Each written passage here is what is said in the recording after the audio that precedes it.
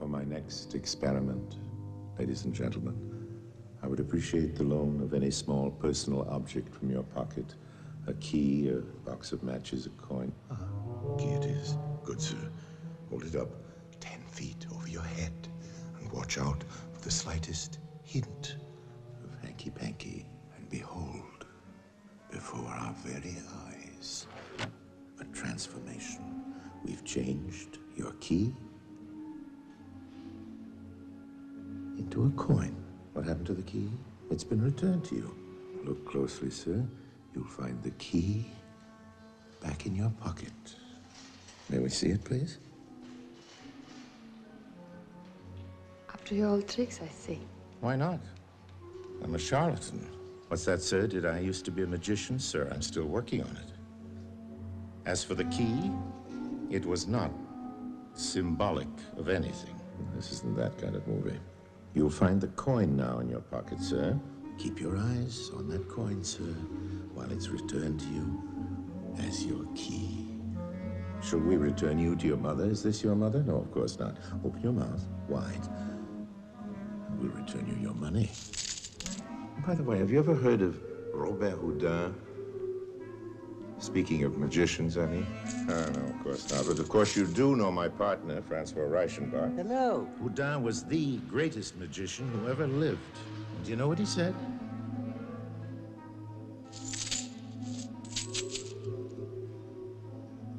A magician, he said, is just an actor. Well, good luck to you. Just an actor, playing the part of a magician.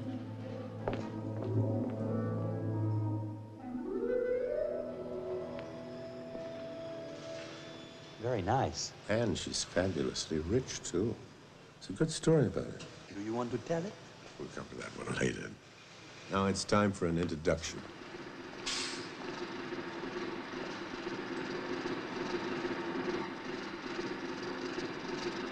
Ladies and gentlemen, by way of introduction, this is a film about trickery and fraud, about lies.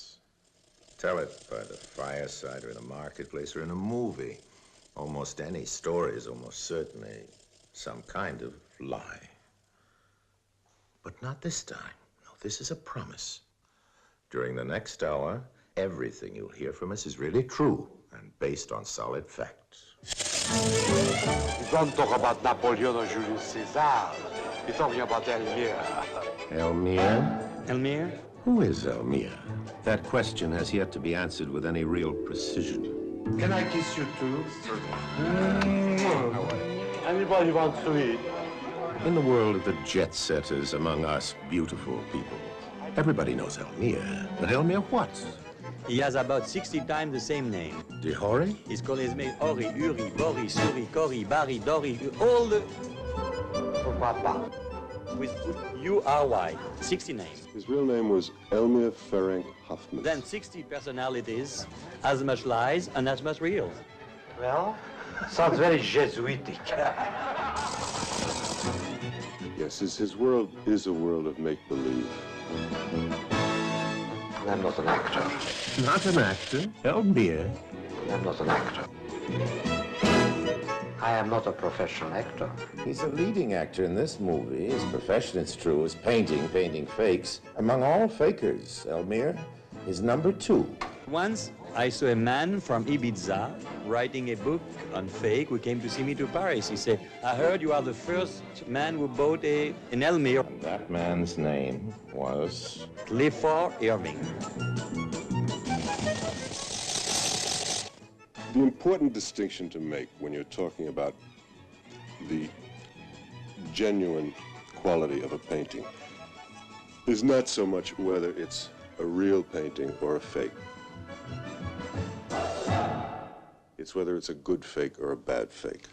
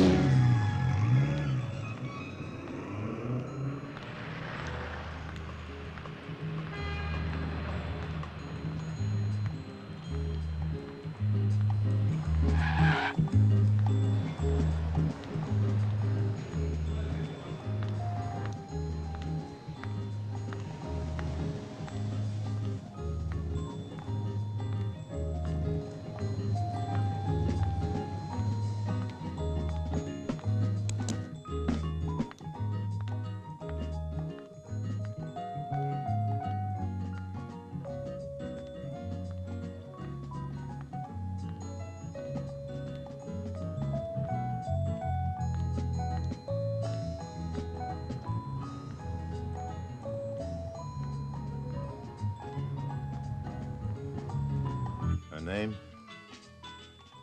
is Oya. Oya Koda. And this, by the way, is from quite another film. A sequence on the fine outdoor sport of girl watching. Our sneaky crew of cameramen, hidden away in camouflaged trucks and packing boxes, arranged for her to act for them.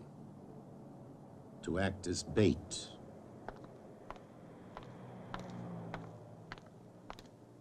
You see how it worked. The entire cast, all the performers, except one, acting away like crazy for us without getting paid for it, without even knowing they were movie actors. Simple larceny. Well, maybe not simple. That year, nothing was simple. Least of all the larceny.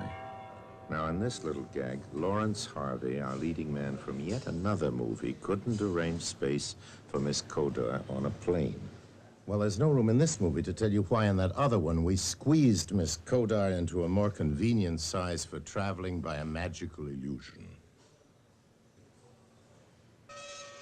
But you really must believe that what comes afterwards is solid fact. Yes, after this bit of hocus pocus, the next thing we heard about her was not as an actress, but as the leading figure in a notorious swindle.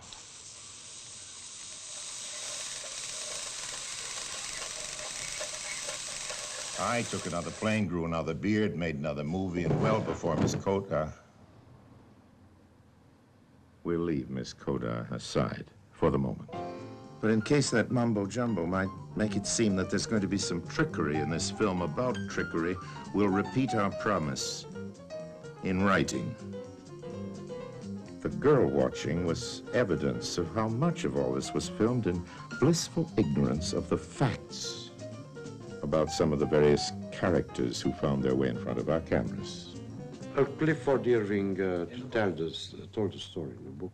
Maybe. Well, by now you understand, I'd fallen in with Francois. And on the island of Ibiza, we'd fallen smack into the biggest series of scandals in the whole history of hoaxing. It was a pretty queer experience to start making yet another movie and end up making yet another with a storyline rotten with coincidence. For instance, that the author of Fake, a book about a faker, was himself a faker and the author of a fake to end all fakes, and that he must have been cooking it up when we were filming him. Well... Quiet, please. Edith Irving. Take 3. Look, you've known Elmire longer than anyone else on this island. Do you really believe he did all those fakes? No, I really don't believe. Sorry, I've been jumping around like this because that's the way it was. Clifford Irving. Take 2. Let's pull ourselves together if we can and begin at the beginning. Now, on this tablecloth, which is decorated with a map, is where everything which I've just loused up with some wine, but I understand wine brings good luck. Behind the ear, well, we can use a little luck anywhere. And here is, I'll have to mark it in, on this tiny island is where the two great hoaxes were hatched, Ibiza. 1 island, 2 Ibizas. The serious, indeed the very sober part is part of Spain. And the other, an island in the sun, Life magazine calls it, where restless souls may find each other. The restless souls being, I guess, Cliff Irving over there and Elmire. Coincidence number 1, that these two world leaders in fakery operated quite separately on the same tiny island. That's Mrs. Irving. Elmire and Mrs. Irving. Clifford Irving, who declared that he himself had delivered to Howard Hughes for his aides the $250,000 publisher's advance, suddenly confessed today that Mrs. Irving is the same Helga R. Hughes, wanted by the police. Confiesa hoy que Mrs. Irving es la misma Helga Hughes buscada por la policía en Suiza y Estados Unidos. If Clifford dragged Edith into this, said Elmire, I spit on his face. This was later, of course, when everything was finally hanging out, or as much of it as I guess any of us will ever get to see. And then we had to stop these moviolas, use them as time machines, and then roll back and come in again. So the days when Clifford Irving, as far as any of us knew, was just a researcher into someone else's fakery. Enough of the truth, Clifford. We'd like to ask you a few questions. My personal feelings about Elmire are very mixed. He has developed a fiction about his life, and to destroy that fiction would tear down the whole castle that he's built of his illusions. The illusion, for example, that he has not broken any law. As long as people enjoy it, it gives them pleasure, why shouldn't they have it? The illusion that the world has always taken advantage of him. Why they shouldn't have it? Why? If you were to put it to Elmire that he had taken advantage of the world, that he had cheated people, he'd be horrified. These two have made each other famous. They have much in common. One of them is talent. Well, let's start again. Patch this film together. We'll try to patch together Elmire's version of this story. I came to Ibiza in 1959 after I found certain aspects of my life in America becoming too difficult. I wandered around Europe for a time and eventually came here. I liked life here. I liked the island. I liked the atmosphere. I liked the people. And so I decided that is the place where I want to settle. The island is simpatico, as they say in Chinese. There is always a group of interesting people here. I find the people amusing. Sandy, come and say something witty. Ibiza is not a place of snobbish society. That's not London, it's not Paris, it's not Omaha. It is Ibiza, and that's the charm of Ibiza, and that's what makes Ibiza why we like to live here. Ibiza is Ibiza, and here people who themselves, doing rather strange things all the time, so they shouldn't really be shocked. And everybody minds everybody else's business very intensely. Several months ago, I read an article about Elmire de Horry, and I was so impressed that I decided to come from Minnesota to Ibiza in the hope of meeting Elmire, and now I've become his bodyguard. That's Mark speaking, Elmire's friend. He takes his duties seriously. Elmire himself swears that he goes in daily dread of being murdered. This takes us into murky waters, where the lawyers tell us we'd be rash to go fishing. In Fake, there's just a hint or two about this violence and danger, as a result of which Irving, on top of all his other troubles, is being sued for $55 million worth of slander. Interesting question.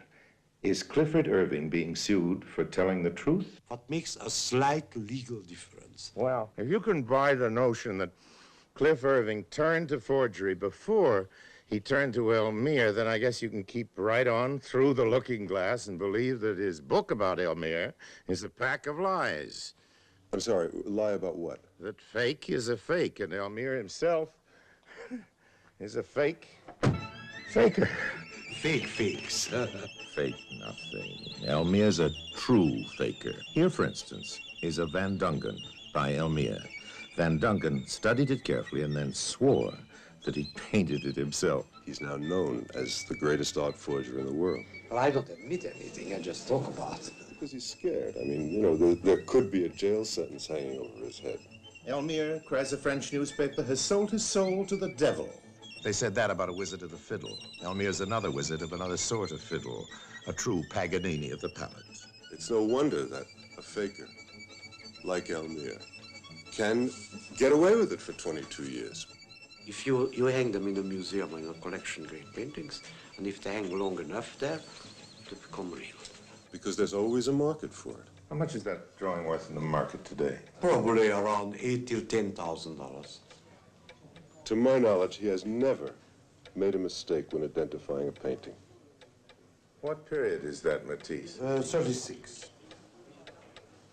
I feel that we should burn it. When he looks at a painting of Matisse or Chagall and says, "That's mine, I did it," he is always right. Elmire. There's just no way of talking about Elmire and leaving out Cliff Irving. Not any longer. Right up to the finish, Elmire plays a very important role in his biographer's own story. Now, just here, of course, he's stage center. Willkommen, willkommen. And Irving, who I'll have to admit is a much better magician than I am, has yet to transform himself before our very eyes into a superstar. François, you know, we talk about your shirt, Rashida. It was indecently ugly. I can assure you. Ces fleurs, elle est venue m'apporter les fleurs cet I après-midi. must tell you something. I went to the airport today. Oh. I picked up a copy of the London Daily Express, and there was an article, Exposed, a man who holds the art world to ransom. Sitting in the sunny studio. Ça vient dans le And then it goes on to Daily tell the Express. story of It's how I about took the the museum. Modigliani to the Metropolitan Museum of Art. There's a big article. It's profound embarrassment to them all.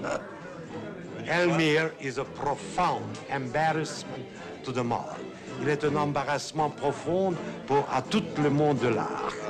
The art world, as it were, has been a huge confidence trigger. Expose the man who holds the art world on ransom. Sitting in the sunny studio of the fantastic. 60,000-pound villa on the Mediterranean island of Ibiza, it took Elmire Dori-Boutin, the world's greatest art forger, just 1 hour to draw an original Modigliani. Today, on a sale, would bring somewhere around $15,000. There was really no time when he ever could have done it, and also as man, how I knew him, it was all much more a joke. The world has yet to hear a word about that wig she wore in the Swiss bank. There hasn't been a breath about funny passports or phony signatures, and here's Edith telling Clifford Irving that she can't believe Elmire had anything to do with fakery.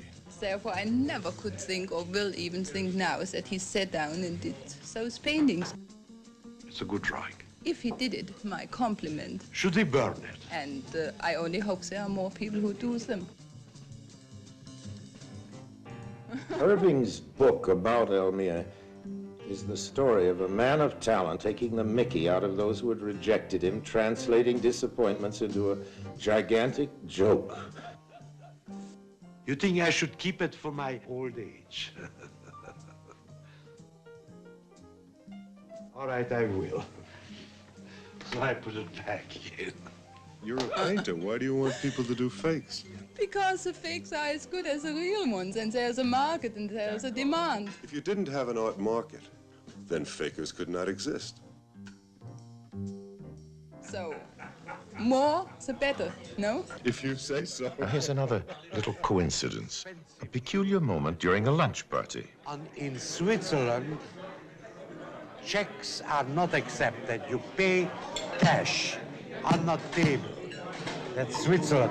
You are Swiss, and you know it. If you did those paintings, my compliments, and I only think it's a pity that there are not more people like you.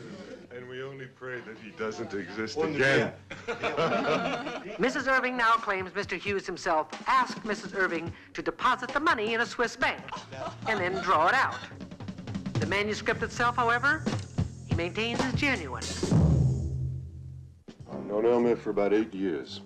We met when I was broke, when I was writing fiction. Wasn't selling it very well. His fiction didn't sell. Elmire's biographer is a highly gifted writer. Does it say something for this age of ours that he could only make it big by fakery? Je crois. That a hoax has made him the most famous writer in the world? La grande surprise. Cliff Irving's caper may well be the hoax of the century, but really this is not, you know, in any way the century of the hoax. We hanky-panky men have always been with you. That's a fact. What's new are the experts. The experts. The so-called experts. Experts are the new oracles. Who are greatly pretentious. They speak to us with the absolute authority of the computer. Pretend to know something, what they only know very superficially. And we bow down before them. They're God's own gift to the faker. All the world loves to see the experts and the establishment made a fool of. Let's say we could find a Modigliani made by Kisling, a Modigliani by Elmire, and one Modigliani by Modigliani. It could be anyone from Knödler till Pearls or any of the great ones who consider themselves great and experts. And if any of them recognize which one is which... And if the lawyers would just let us, we could name you one highly respected museum which boasts of an important collection of post-impressionists, every single one of which was painted by Elmire. Elmire, as the great faker of the 20th century, becomes a modern folk hero for the rest of us, who have a bit of loss in ourselves, but simply don't have the courage or the opportunity to express it. When you wrote this biography, you don't think you have been a little hard on him? Some people even say, after I did read the book of Clifford Irving about you, I like you even more than before. You exploded the myth of the infallibility of the art dealers and museum directors, and that you exposed their crookedness, their evilness and viciousness. I went round to the art galleries, not with my book, but with a catalog which included a great many paintings that had been sold over the past few years. In this catalog was this Modigliani, which is a Modigliani by Elmire. He worked very little, he died very early, so if they added to fewer paintings or fewer drawings, it's not going to destroy his oeuvre. I would say this is a fake, and the art gallery owner would say, well, yes, of course. I mean, you can see it's a fake because Modigliani would never have drawn the line of the arm parallel to the line of the dress that way, and the background is very badly done and the signature isn't right. In the next gallery, I would show them this Modigliani in the catalog and say, that's a genuine Modigliani. Possibly, yes. And they would look at it and say, well, yes, you can see it's one of his finest Modiglianis. It's a portrait of Mademoiselle Eboutin, and we know it very well, and it's reproduced everywhere. After that, I must say I lost my faith in the concept of expertise. I don't feel bad for Modigliani. I feel good for me. You name him, he paints them. He'll do your Dufy, Van Dongen, Derain, Braque, Bonnat, Vlaminck. Would you like a nice Matisse? Many of these drawings are very weak. Matisse's lines were never that sure as mine. He was hesitant when he made a drawing, you know. He added to it a little more and a little more. It wasn't as flowing, it wasn't as sure as mine. I had to hesitate to make it more Matisse-like. Well, I would like to see any expert or any museum director or any art dealer would know which one is a Matisse and which one is by Elmire. And I'm ready to accept the challenge. One nod from an expert in that piece of canvas would be worth maybe a couple of $100,000. And now, with your permission, a bit of verse by Kipling.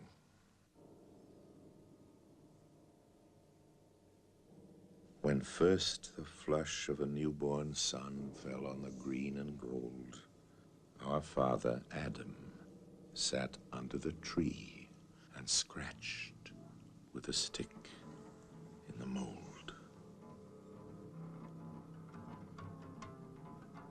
And the first rude sketch that the world had seen was joy to his mighty heart, till the devil whispered behind the leaves, "It's pretty, but is it art?" It's pretty, but is it art? Well, how is it valued? The value depends on opinion. Opinion depends on the experts. A faker like Elmire makes fools of the experts, so who's the expert? Who's the faker? I know one thing. I never offered a painting or a drawing to a museum who didn't buy it.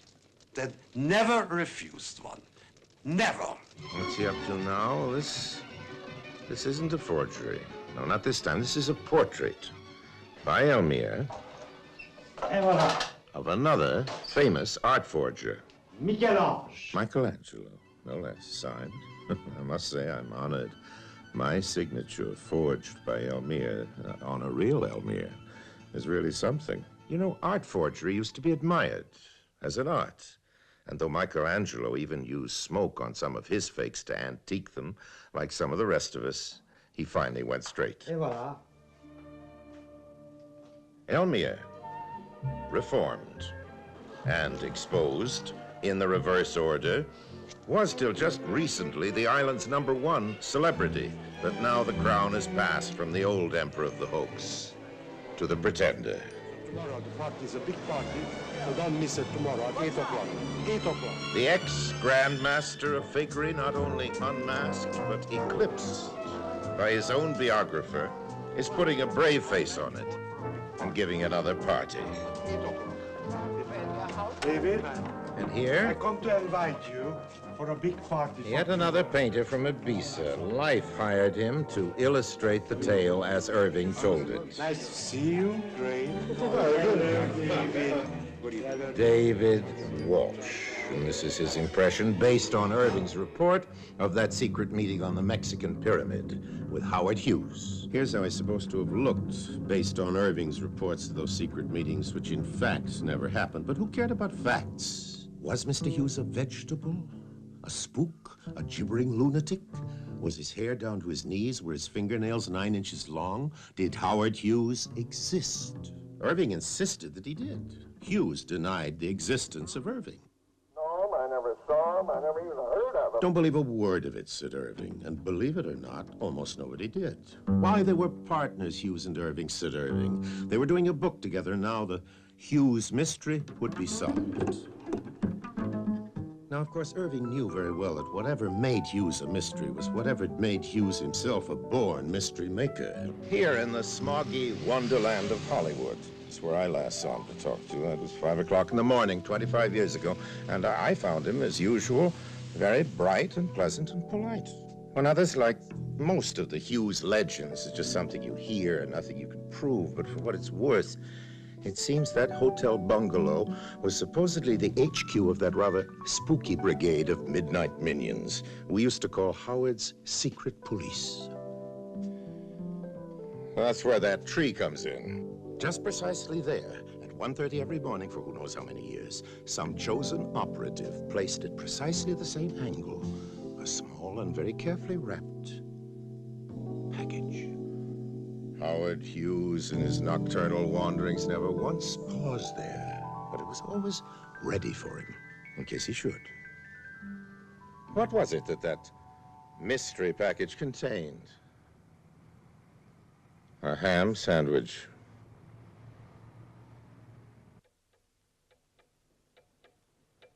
How can we believe that is true? Francois is referring, of course, to Elmire, but about Hughes. Well, who could blame Cliff Irving for believing that Hughes himself wanted us to believe almost anything? Look where we are now. When the old Hollywood swinger turned hermit, this is the hermitage he picked, his hideaway, his desert retreat.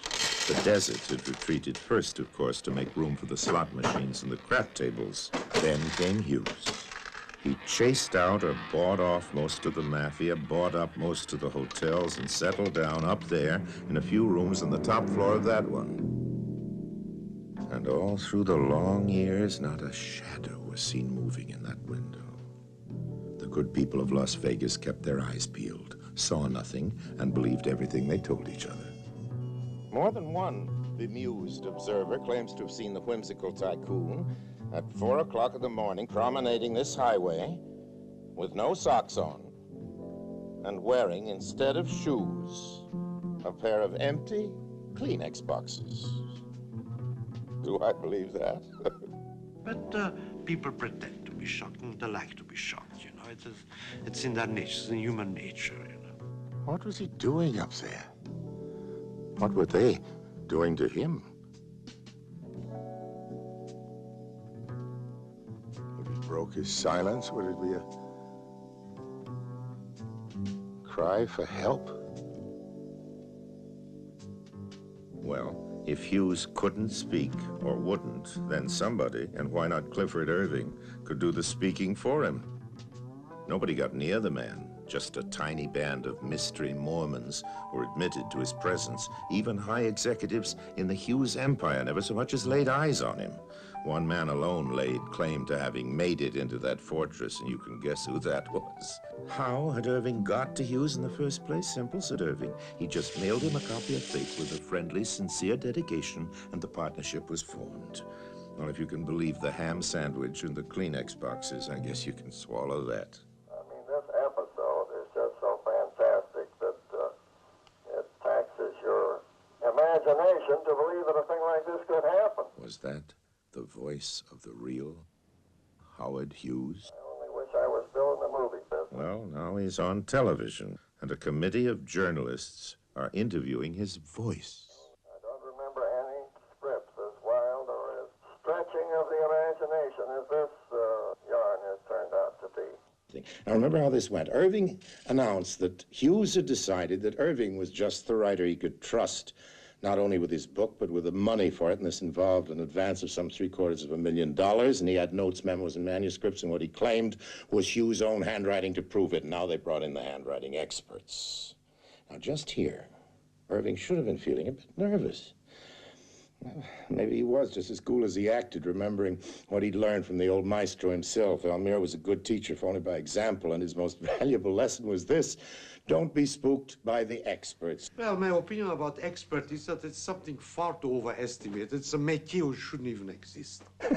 And how right he was. It should not exist that one single person makes a decision about what's good or what's bad. Sure enough, after much study and analysis, the experts on handwriting handed in their verdict. The forgeries were genuine. The proof, and I quote, was irresistible, unanswerable, and overwhelming. Thus, Irving's papers, like Elmire's paintings, were authenticated. I wanted to find out what it was really like to try and get an expertise on a fake. And I asked Elmire to do 3 drawings for me, 2 Matisse and a Modigliani, which he did before lunch, and put a little coffee stain on the edge of the Modigliani to make it look really as if Modigliani had done it in some Paris cafe. I then took the 3 drawings to the Museum of Modern Art. The museum examined them for 2 hours and came back with the verdict that they were absolutely genuine, and in fact were horrified that I wanted to sell them. But that's a true story. The story is absolutely true. Well, Mr. Irving pretends that he destroyed them. I don't think so. Mr. Irving's character is exactly a character who would destroy something what he got an offer of 15,000. I think it's a nice security in a bank vault what could be unwrapped in 15 years again. All the tales he tells now are things that he has built up in his imagination over the years and come to believe as true. The tale is as old as the Eden tree and new as the new-cut tooth, for each man knows ere his lip thatch grows, he is master of art and truth. This created in him, I think, the ability to live, I hesitate to say a criminal life, because I don't think of him as a criminal. On y soit qui mal y pense. As he doesn't think of himself as a criminal. To fool once in a while somebody very, very pompous and somebody very pretentious, that I like. Now that it's out in the open, that the world knows who Elmire is and what he's done, and now that Elmire accepts it and says to the world, yes, it's me, I am the great art forger of the 20th century, now I think he can recapture that personal honesty. Goodbye, Matisse. I think Elmire's problem for years, and the reason why he could not succeed as a painter in his own right, was that the type of life he led prohibited him from having a personal vision. And each man hears as the twilight nears to the beat of his dying heart, the devil drum on the darkened pane. It's pretty, but was it art? Art, take 2. And when an artist has no personal vision, What can he communicate onto the canvas? Sans les devant, derrière, pas... Ça brûle un peu. Et voilà. It's pretty. But is it rare? Lots of oysters, only a few pearls. Rarity. The chief cause and encouragement of fakery and phoniness in everything, even what we're given to eat. An awful lot of forgeries committed these days in the kitchen. Oh, yeah?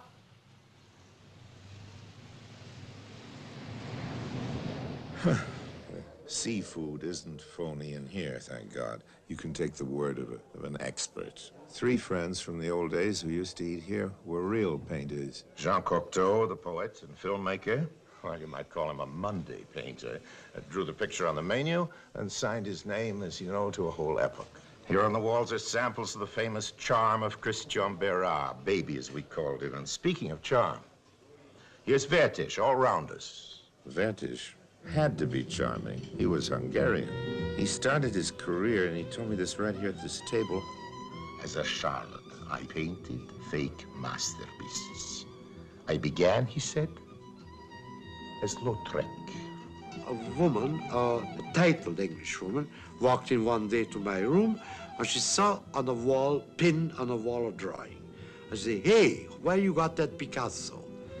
I say, well, do you think it's a Picasso? And there was this art dealer, I won't give you his name, turning down everything I showed him. This is Vertish speaking. When something caught his eye. Where did you get that, he said? That nice little Lautrec. I told him it was a very nice little Vertish. I'll take the Lautrec, he said. And if you happen to find any more, bring them in. He said, would you sell it? I said, well, delighted. And I suddenly realized I can sell something absolutely unexpectedly for quite great deal of money in a time when I was unable, but absolutely unable to sell any of my paintings. How could you blame me? I had no money in my pocket, no socks in my shoes, no real painting style of my own. Even the amount of $5 meant that am I going to eat, I don't mean in grand vefour, but to eat. Avec toujours les excellentes huîtres, avec toutes leurs garnitures, les coquillages. I would like to see that poor Hungarian refugee who would have resisted of that temptation. Well, Vertish didn't either. Like all Hungarians, he told the best Hungarian jokes. The omelet, you know that, don't you? Sure, it's a classic. An omelet. It's in our Hungarian cookbook. To make an omelet, it says, first, steal an egg. Well, naturally. To be Hungarian is not a nationality, it's a profession. But the truth about Hungarians, which they do try to cover up, is that they're not any more crooked than the rest of us. But not the way they like to tell it. Of all the Hungarian friends I've ever had, I can't remember one who didn't want me to think of him as a king of con men. As for this Hungarian's own tales of his own lurid past, they don't, according to his biographer, jibe exactly with versions of the same events as told by certain art dealers. I do think art dealers are crooked.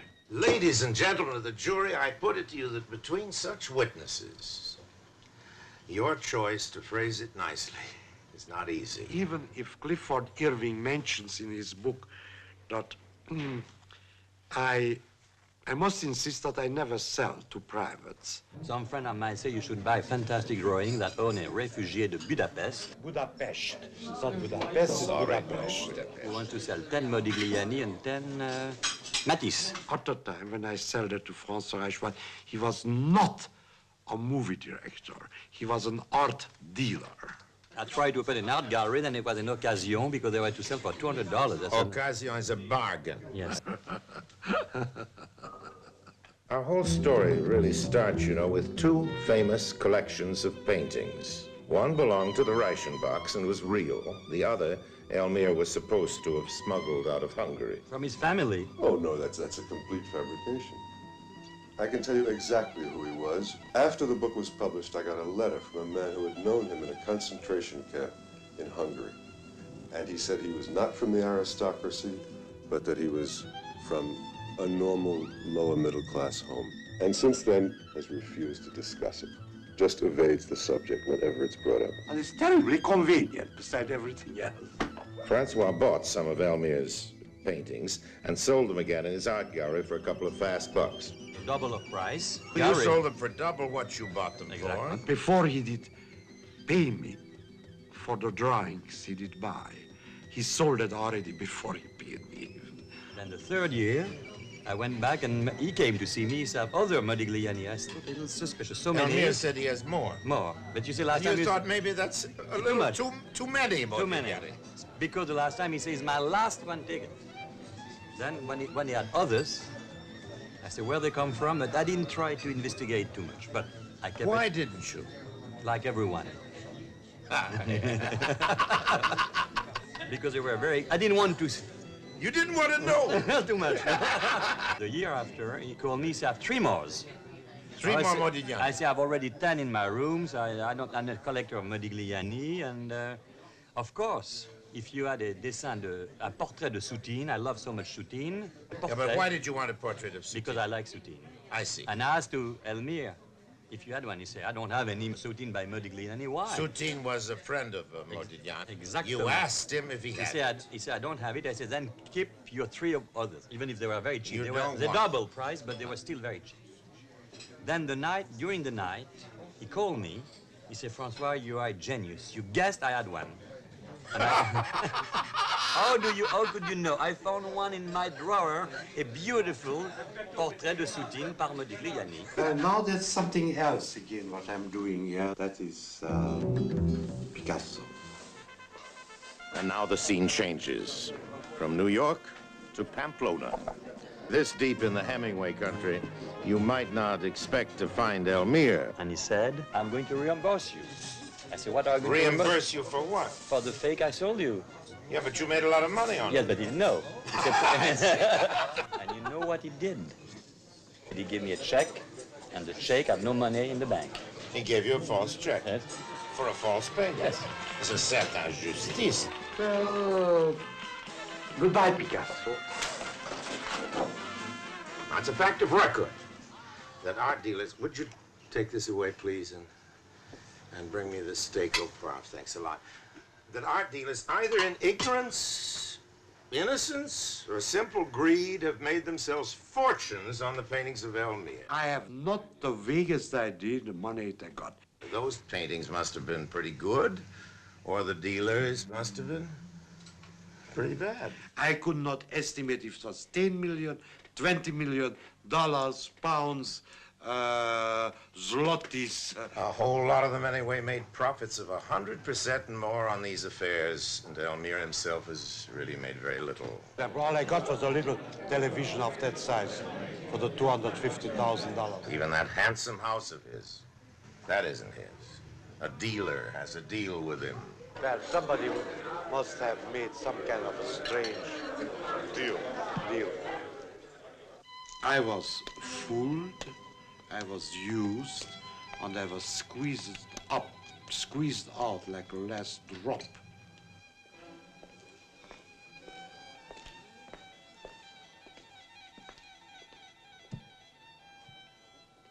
Because even the roof of that house doesn't belong to me. I don't have a dime to my name. So after all these long years on the run, even now after his final reformation as a forger, Elmire can't feel much real security in this last refuge in what people like to call the golden years. A little bit of luck. And a dash of larceny. You've been freely owning up to your own past. I'd better do some confessing myself. Francois was an art dealer, and I was an artist. I thought I was, anyway. Like Elmire, I too was once a hungry painter, but not here in France. No, I was hungry in Ireland. I'd come there to paint, bought a donkey and cart, filled the cart with paints and canvases, and went traveling. At night, I slept under the cart. It was a very nice summer. But then when I got to Dublin, the donkey had to go up for auction, and so did I. My paintings were gone, all given away to the Irish farmers who'd given me food. I'd run out of paint, And money. I was 16 years old. My career, as you might say, was at the crossroads. Winter was coming in. Oh, I guess I could have found myself an honest job as a dishwasher or something, but no, I took the easy way. I went on the stage. I'd never been on the stage, but I told them in Dublin I was a famous star from New York and somehow got them to believe me. That's how I started. Began at the top and have been working my way down ever since. If acting is an art, cooking up that bogus Broadway career was a fine case of art forgery. And then later on the radio, well, we've seen how Elmire started. In my past, there aren't any Picassos. No, my next flight into fakery was by flying saucer.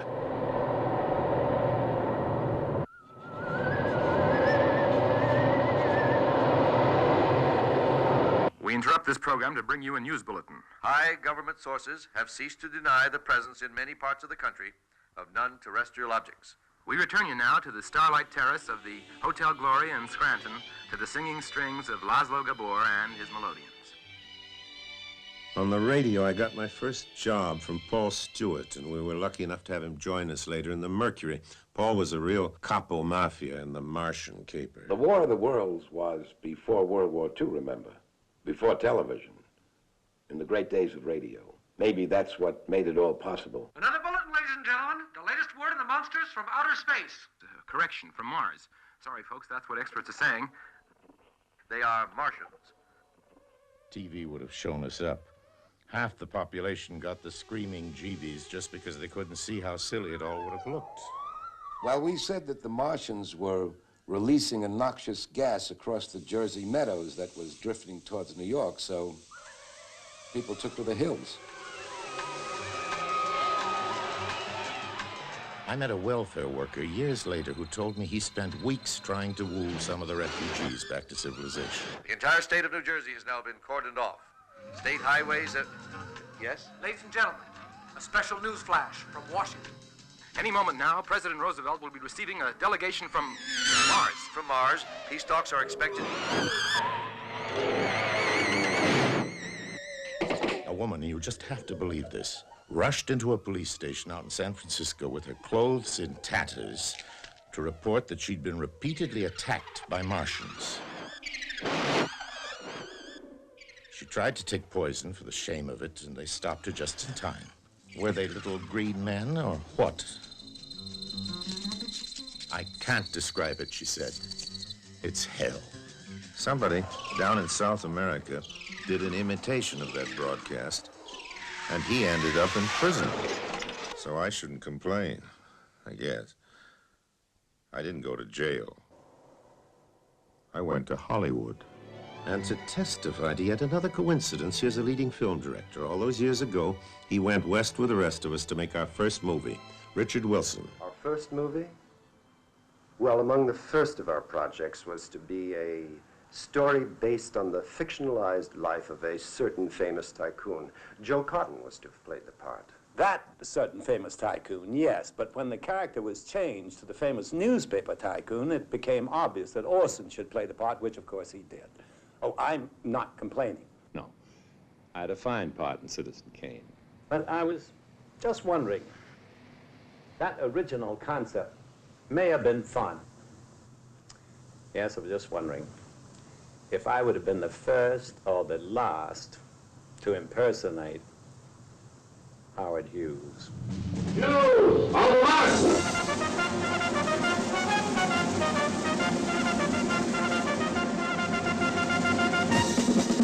This week, as it must to all aviation's pioneers, the great heart of a welcoming nation went out to handsome, well-heeled hero Howard Hughes. Broken for speed are all records for round-the-world solo flights.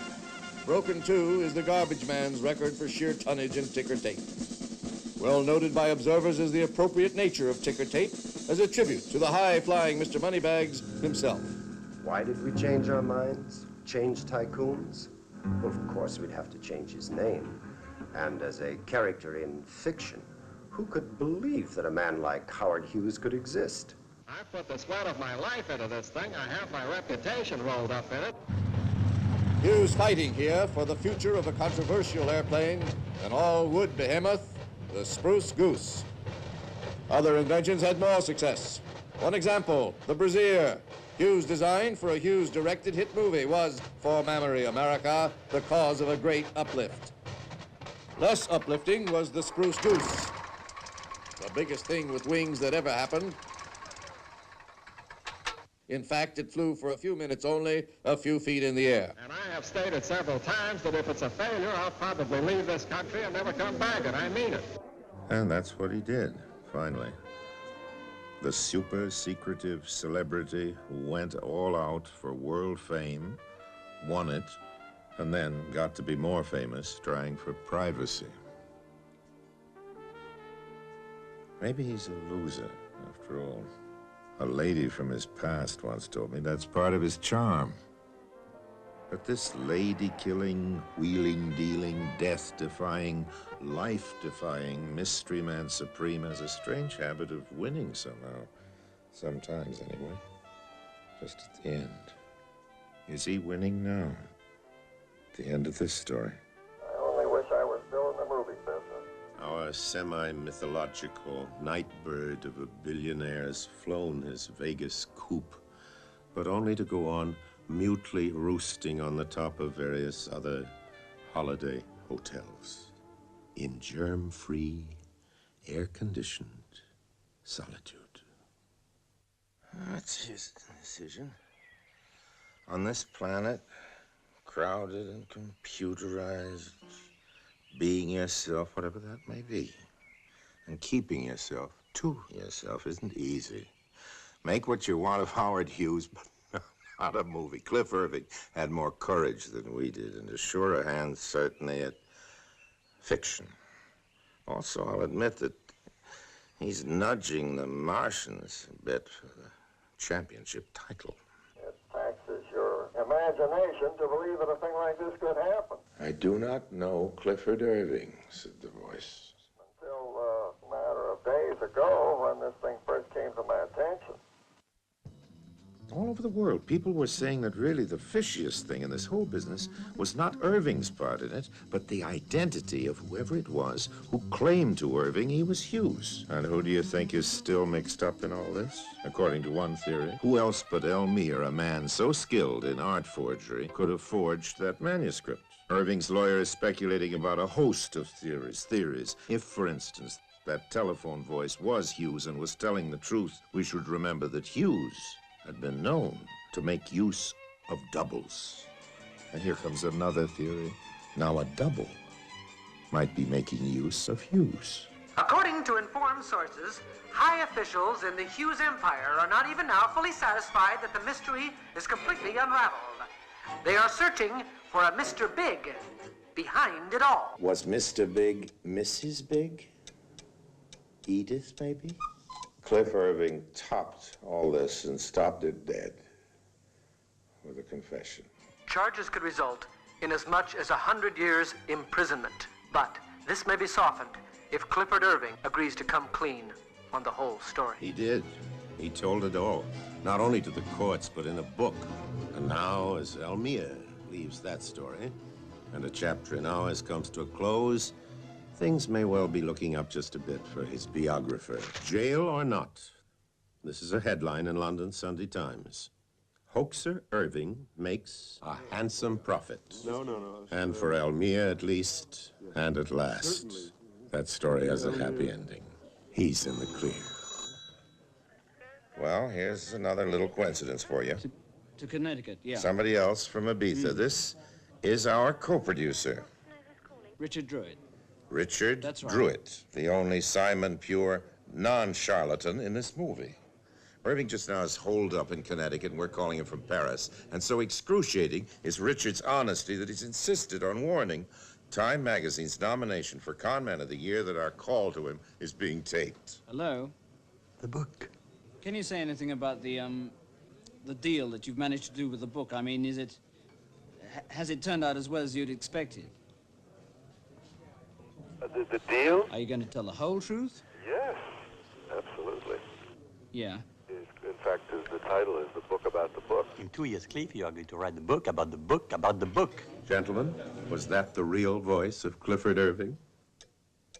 Well, Irving's real voice as a writer, he may well have found now in his new book. The new title is What Really Happened. I want to paint my own paintings. I want to write uniquely and exclusively of my work. And Elmire? Will there ever be another book about him? He's told so many stories about himself, always telling this story to that one, another story to that one. I don't... He's lived always on the run. I stayed on ultimately 12 years in the United States. Which he spent there illegally, since he only had a 3-month visa. I lived very simply. I lived on my own paintings. I sold them for $10, $15, my own canvases. And then sometimes when I had absolutely no money, I was completely broke, I made a Modigliani drawing. I took him to one of the big dealers around Beverly Hills, and never happened that I didn't sell him. I always sold him. One reason he was able to get away with what he was doing for 22 years, selling fakes all over the world, all over the United States, was the existence of something new in the art world, and that was the art market. It enabled him to live from day to day, from painting to painting, from fake to fake, from con man to con man, from crook to crook, and from town to town. Who knows? What is it? What makes you travel? You want to change the landscape, you want to meet new people, you want to meet new faces, you think you meet somebody more attractive in the next town as you met there. You never know. Why? Why people travel, do you know? Because the FBI and the police in 4 different states were on his tail. But, and he had to be one jump ahead of them. He had to whip off to Mexico, and then up to Canada, and then back to New York. And then when he heard that the police were knocking on his door in Miami Beach, he had to scuttle out of town on a Greyhound bus to Texas. Hired by tour board, but right to third baseman Aurelio Rodriguez. On the one out, the ball really flattened out for him. Then, finally, on a distant island, he did find a home. He doesn't own it, remember, but it's a splendid villa with a fine view of the village and the village jail. To be in jail, you know, so that's probably I would say here is better than somewhere else, but jail is a jail, let's face it. Moment of truth. He's talking about the time they took him down out of that villa which he doesn't own and put him into prison. Let me show you that again. To be in jail, you know, so that's probably I would say here is better than somewhere else, but jail is a jail, let's face it. Hemingway wrote a great short story about an old bullfighter called The Undefeated. Well, all the heroes aren't in the bull ring. Here's our hero, our ex-jailbird flying high above his troubles. Watch the quick recovery. That was quite a disgusting person. He looks disgusting too, doesn't he? He was again a German whose main preoccupation was his mustache. He kept on nothing but touching his mustache. He was kept on curling and curling and curling his mustache. These are the drawings I made during the time I was in prison. On the very end, the judge himself thanked me and he declared that I'm a very generous and a very kind person. Now that he's out of prison, what will he do? He'll give a party. Another party. Voilà, Brigitte la victoire. Bonsoir, bonsoir, bonsoir. Entrez, bonjour. Bonjour, ça va, mon cher ami. Entrez, prenez des drinks. Vous êtes très belle. Elmire, how do you mean you were not in prison? Because I wasn't a prisoner in a full sense of word. I was not in prison. I was interned. Oh, ça c'est différent. She's a great friend of mine. She was very sweet and kind to me. When I was in prison, she came to see me every day. Most of the days of the week. Jean-Pierre Aumont. I had a Spanish-Polish prince, Czartoryski-Bourbon, who is a cousin germain of the next king of Spain, of Juan Carlos. He came every day. I had every day coming in Nina. Nina, that morsel plucked from our name-dropper's list of prison visitors, is the Baroness Van Pallant. She was a witness against Irving. It seems he couldn't have had a secret rendezvous with Howard Hughes in Mexico because he spent every minute there with the Baroness. She used to be a famous folk singer, and now she's famous again. Many other ladies flitted across the front pages. Now, our cameras never got close to them, but... Oh, yeah, Kodar or something else. Miss Kodar, The newspapers have been calling you the Hungarian connection because of my connection with Irving. This is from the tape of a recent interview. There's quite a list. Indeed. If only half of all that is true, I wonder how he ever got away to his typewriter. Well, Miss Kodo. You wouldn't say that forgery's a crime? And the experts? As long as there are fakers. I guess there'll have to be experts. But if there weren't any experts, would there be any fakers? A friend, another friend, once showed a Picasso to Picasso, who said no, it was a fake. The same friend brought him from yet another source, another would-be Picasso, and Picasso said that too was a fake. Then yet another from another source, also fake, said Picasso. But Pablo, said his friend, I watched you paint that with my own eyes, said Picasso. I can paint false Picassos as well as anybody. I'm not excusing myself. I'm not trying to make an excuse. I'm trying to explain a psychological situation and a human weakness. He's not in jail today for basically two reasons.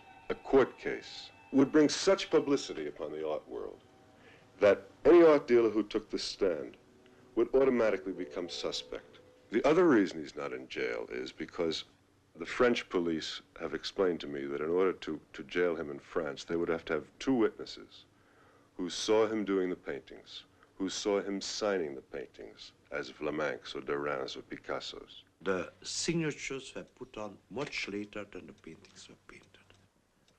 I never signed any painting anyway. That's a very important matter.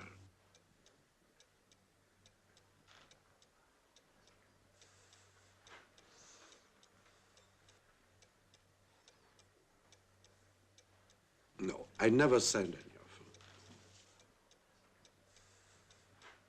them. No, it never did, no. Never did.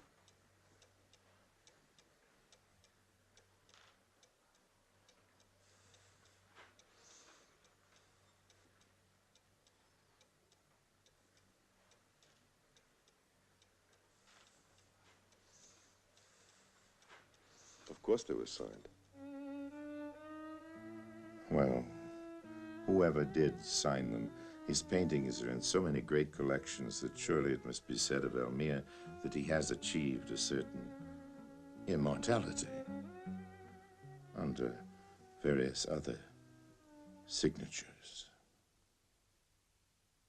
If you hang them in a museum or in a collection, great paintings, and if they hang long enough there, they become real. Now, this has been standing here for centuries. The premier work of man, perhaps, in the whole Western world. And it's without a signature. Chartres.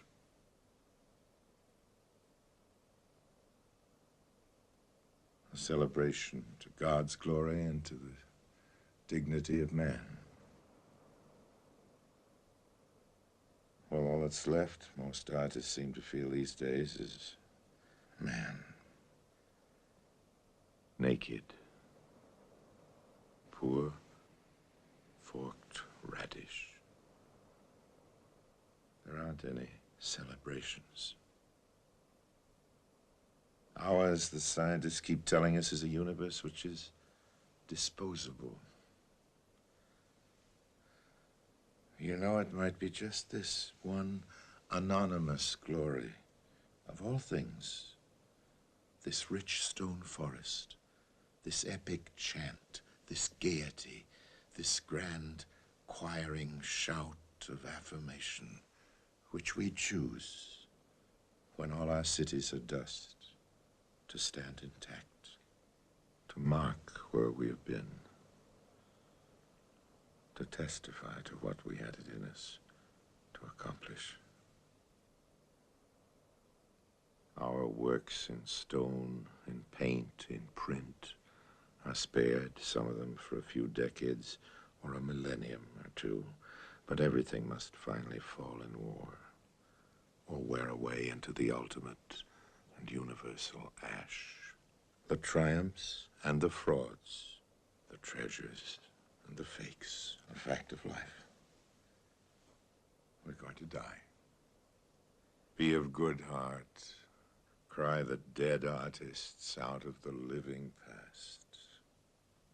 Our songs will all be silenced.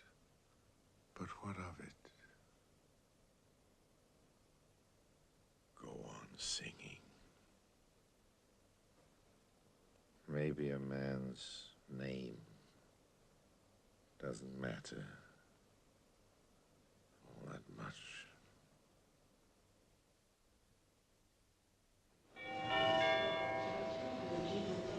And now, at last, we come to Oya. For this true story, and with a kind collaboration, we offer now what you might call it a reenactment of recent history. As we told you at the start, she comes into this only at the end, and that's where we've left her, for the end.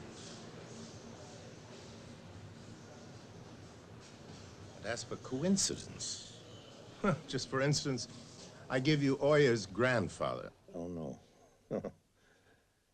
Now, let's take him back for a while and save him for later. The mixture's rich enough as it is. Oya, as far as I know, never breathed a word about him to any of us. She comes into this when she herself came to the attention of, well, who else but the first genius among all the artists of our age. The most celebrated, certainly the wealthiest painter in 6,000 years. Well, Picasso is the biggest phenomenon of our time. It never existed that a painter was able, with one movement of his hand, what necessarily didn't involve more than 10 seconds, that movement of the hand transformed in gold. Not even John D. Rockefeller was able to do that. His estate has been valued at $750 million. Oya turned him into a girl watcher. Yeah. This happened not so very long ago, when Picasso, for reasons of his own, went to paint for a while in the little village of Toussaint. Oya was there too, on her holidays. And she had a friend with her, a boy named Olaf from somewhere in the Viking country. In his homeland up there in the frozen north, Olaf had been infected rather imperfectly with a taste for the classic jazz of New Orleans, and his researches in this area took place under Picasso's window, where morning and night he practiced the trombone.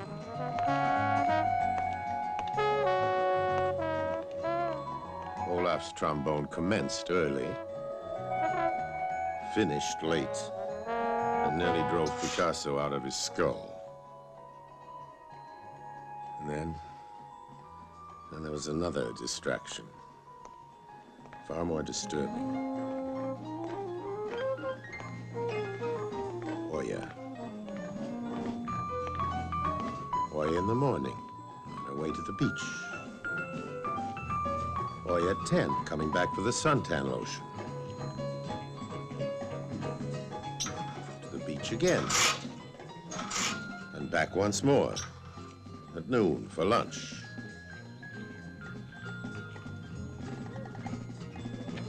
In that climate, after lunch, one takes a siesta. Not Oya, and not Picasso either. Cocktail time. Dinner time. Any time. Oya on Sunday, Monday, Tuesday, and all through the week. Week after week. Oya checking on the trombone. Oya escaping from it. But no escaping for Picasso.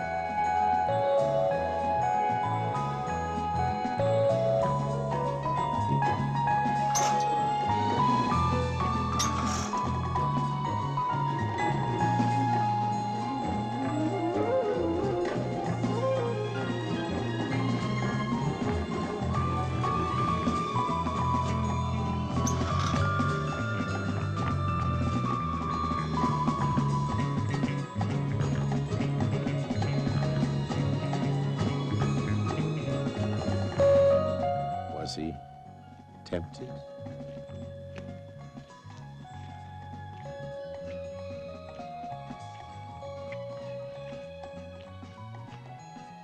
Perhaps he was inspired.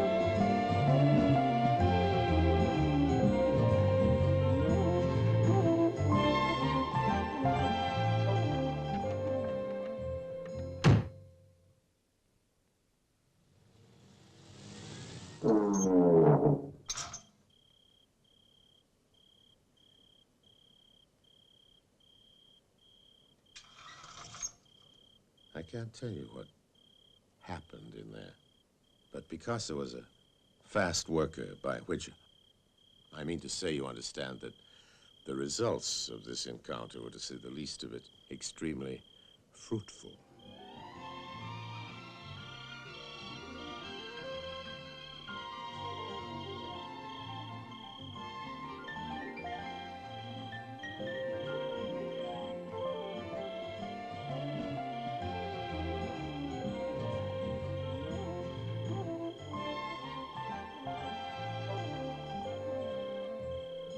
Figs sweetened on the trees, grapes burst into ripeness on the vines.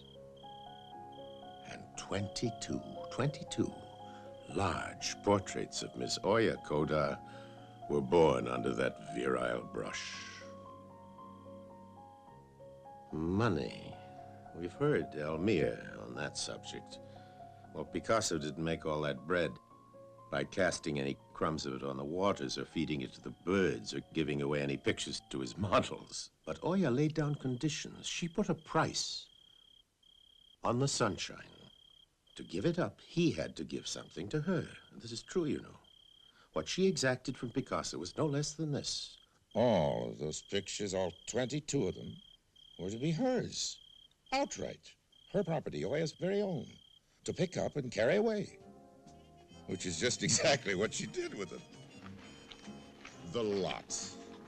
Let's call it the loot. She got away with it all. Well, no wonder she's rich, you'll say. But wait, there's more to this. Just now, Paris is fog-bound. Just then, and this is important to our story, there was another sort of paralysis. Paris was suffering from August. This happens every year. It shuts down, closes up, and this is the time when an invader could take the country by telephone, if he could get somebody to answer it. And this is the time, of all time, when, down there in Tucson, Picasso, opening his morning newspaper, read that in a little-known art gallery in Paris there had been opened to the public an exposition of the works of Pablo Picasso. And this, a species of atomic blast, stormed out of the Riviera.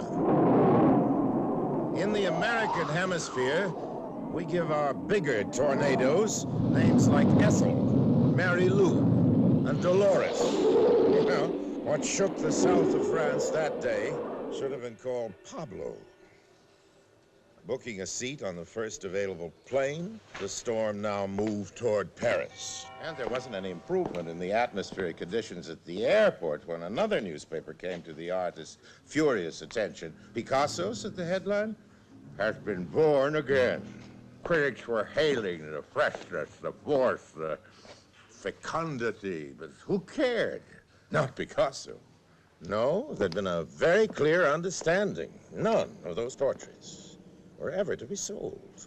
Oya did rich, but not a penny's profit for Pablo. There are witnesses who swear that an aureole of blue flame sizzled about that noble head as the great painter burst into the picture gallery. What is remembered, what will never be forgotten, is the terrible incandescence of Picasso's rage.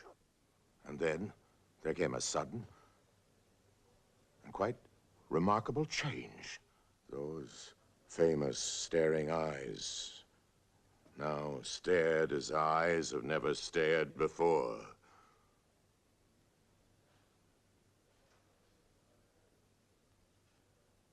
From picture to picture they traveled.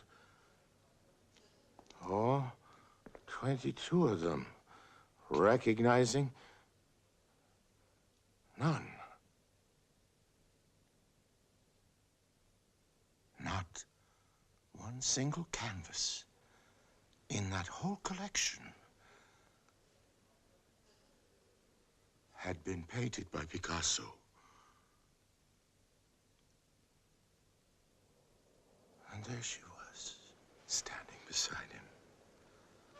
You told him about your grandfather, that he was dying. He didn't even know he existed. Nobody did. The greatest of all the art forges remained always a legend mentioned only in whispers.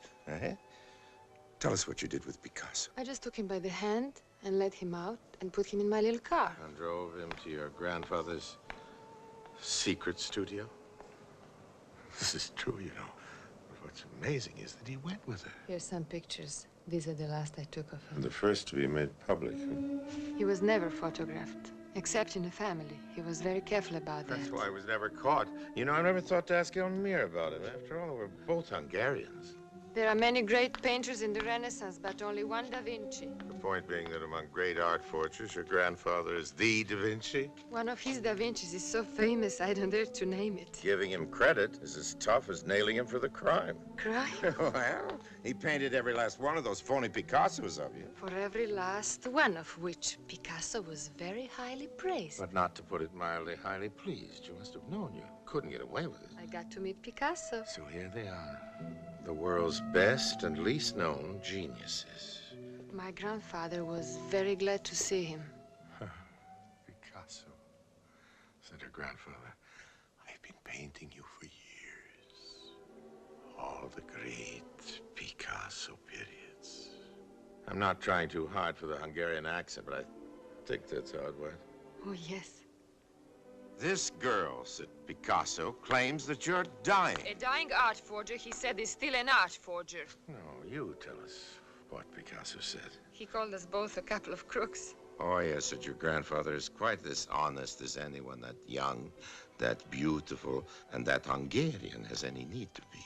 She's stolen my pictures, said Picasso. She made you a gift, senor. She gave you a whole summer. It's not more than the price of 22 Picassos. And where, for God's sake, are they now? Pablo. May I call you Pablo? No.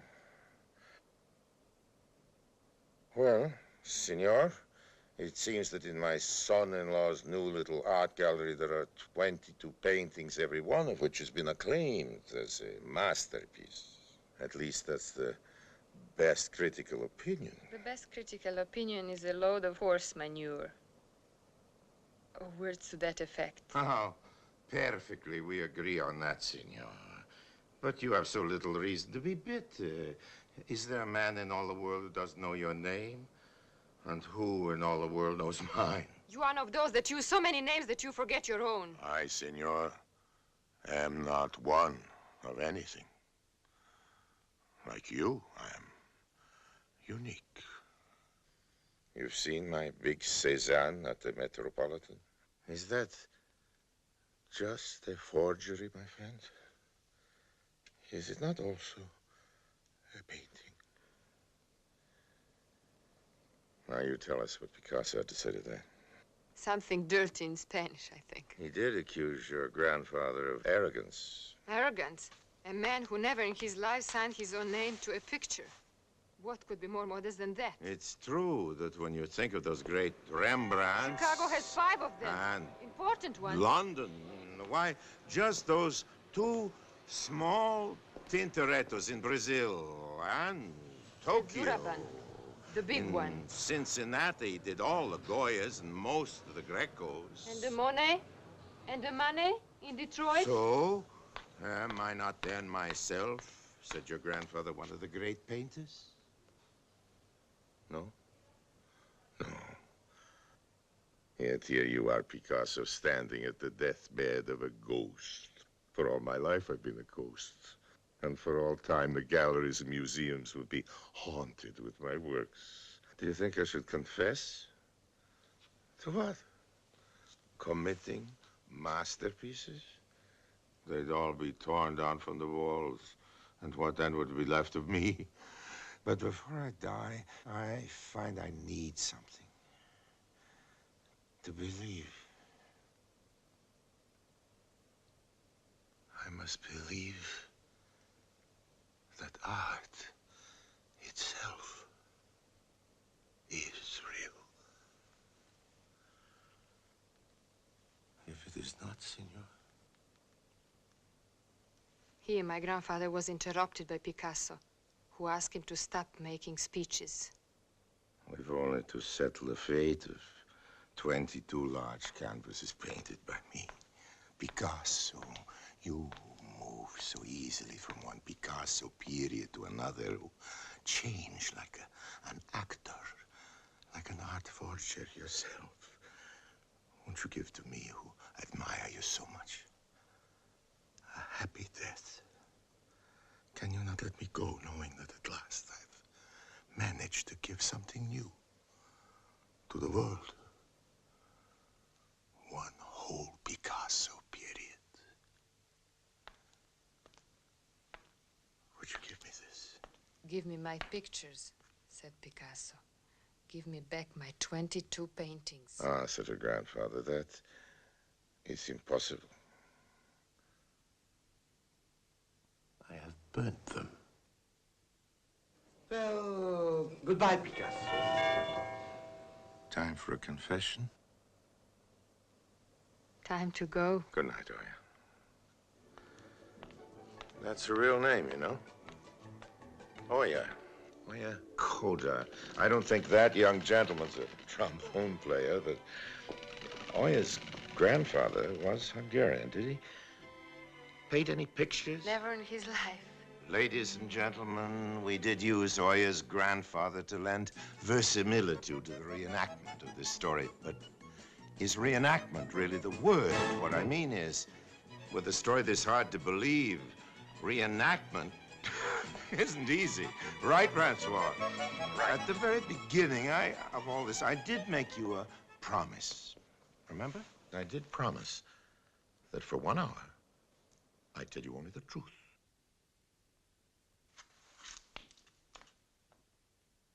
That hour, ladies and gentlemen, is over.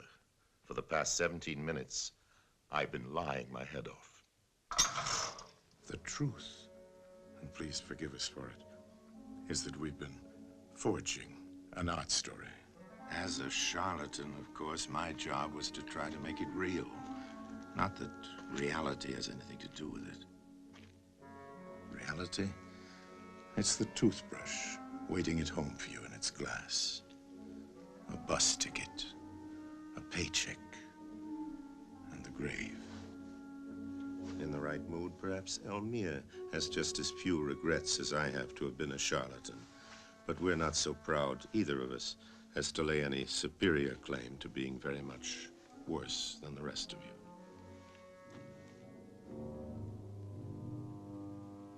No, what we professional liars hope to serve is truth. I'm afraid the pompous word for that is art. Picasso himself said it. Art, he said, is a lie. A lie that makes us realize the truth. Oya's grandfather, floating here in the air, has no comment, which isn't surprising because he never existed. To the memory of that great man who will never cease to exist, I offer my apologies. And wish you all, true and false, a very pleasant good evening.